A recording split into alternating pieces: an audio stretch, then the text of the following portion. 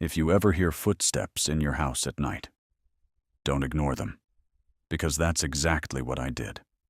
And it almost turned into the worst mistake of my life. I moved into my current house about 6 months ago. It's an old place, built sometime in the 1940s. Wood floors, thin walls, and an attic that I honestly never even bothered checking. For the first few weeks, everything seemed completely normal. Quiet neighborhood, friendly neighbors, nothing strange. But one night I woke up to a sound. Footsteps. Slow, careful footsteps. Somewhere above my bedroom. At first I assumed it was just the house settling. Old houses make noise, everyone says that. So I ignored it. But the next night it happened again. Exactly the same time. 2:17 a.m. 3 slow steps. Then silence. The third night it happened again. And that's when something started to feel wrong. The footsteps didn't sound random, they sounded careful. Like someone trying not to be heard. I mentioned it to a friend the next day. He laughed and told me it was probably raccoons in the attic. And honestly, that explanation made me feel better. So I decided to check the attic, just to make sure there wasn't some animal living up there. I grabbed a flashlight from the garage, pulled down the attic ladder, and climbed up. The attic was dark, dusty, and surprisingly warm. Way warmer than the rest of the house. At first, everything looked normal. Old boxes, insulation. Nothing unusual. Then my flashlight hit something near the far corner. A pile of trash, empty food wrappers, plastic water bottles, and a blanket. My stomach immediately dropped, because animals don't leave trash like that, and they definitely don't use blankets. Someone had been living in my attic, and judging by the condition of the food wrappers, they hadn't been there months ago. They were recent, very recent. Then I touched the blanket. And that's when I realized something terrifying. It was still warm, the moment I felt the warmth in that blanket. Something inside me froze, because warmth means one thing. Someone had been there very recently, maybe minutes ago, maybe even seconds. I slowly pulled my hand away and looked around the attic again. At first it seemed empty, just old wood beams, insulation, and boxes covered in dust. But then I noticed something strange. Near the blanket, there was a small pile of empty water bottles. And next to them, a backpack. It looked old, dirty, like it had been used every single day. I slowly unzipped it. Inside were more food wrappers, a flashlight, and something that made my stomach drop. A small notebook. I opened it. At first, the pages looked random. Numbers, times, short sentences. But then I realized what I was actually looking at. It wasn't random at all. It was my schedule. The first page said, leaves house, 8:12 a.m. The next page, returns 6:03 p.m. Then another line.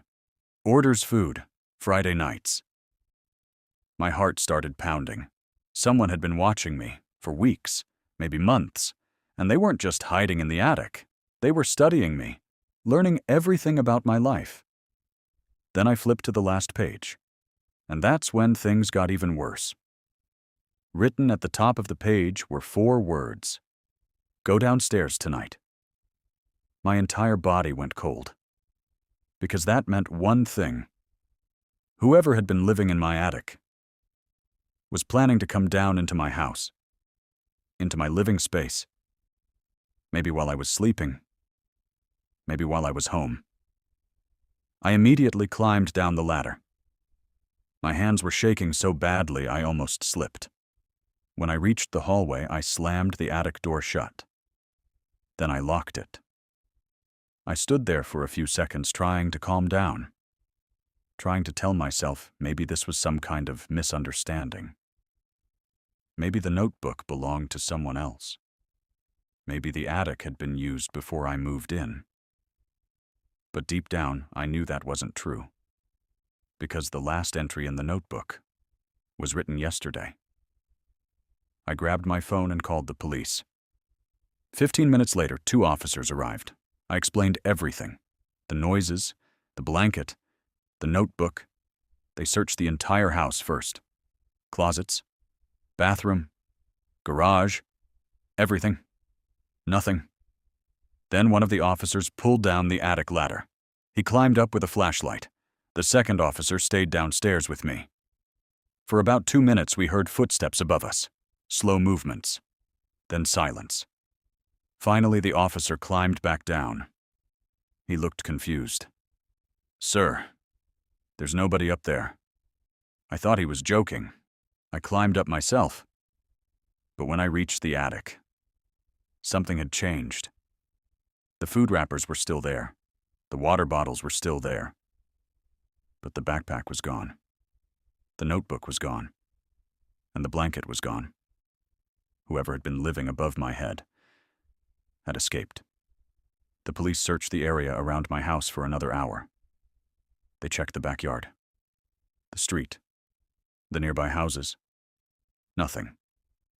It was like the person had completely vanished. Before leaving, one of the officers told me something that still keeps me awake at night. He said cases like this happen more often than people think. Sometimes strangers secretly live inside houses, in attics, in basements, inside crawl spaces, watching the homeowner, waiting for the right moment. And sometimes, they stay hidden for months before anyone notices. That night I didn't sleep at all. Every sound in the house made my heart race. Every creak of the floor made me jump. But the strangest thing happened the next morning, when I checked my front door camera footage. At 2:16 a.m., 1 minute before the footsteps usually started, the camera recorded someone leaving my house. A man, wearing a black hoodie.